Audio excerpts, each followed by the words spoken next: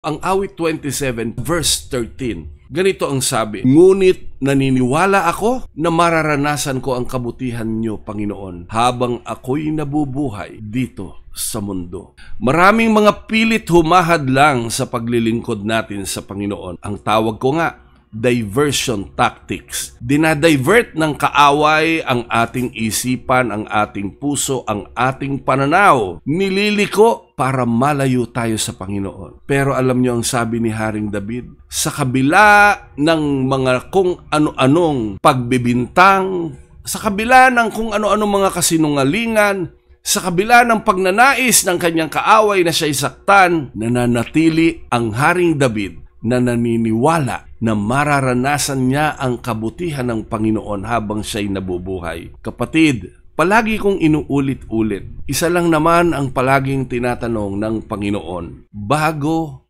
niya i-perform ang himala sa buhay ng kausap niya at sa buhay ng pinapagaling niya, sa buhay ng nais niyang gawan ng himala. Ano yung palagi niyang tinatanong? Naniniwala ka ba? Hindi aksidente na nanonood ka ngayon. Hindi aksidente na kasama kita ngayon. Nais kitang tanungin sa iyong pinagdadaanan, sa mga bagay na pilit ginagawa ng kaaway para mapalayo ka sa Panginoon. Gusto kitang tanungin, naniniwala ka ba na may kayang gawin ng Diyos sa sitwasyon mo?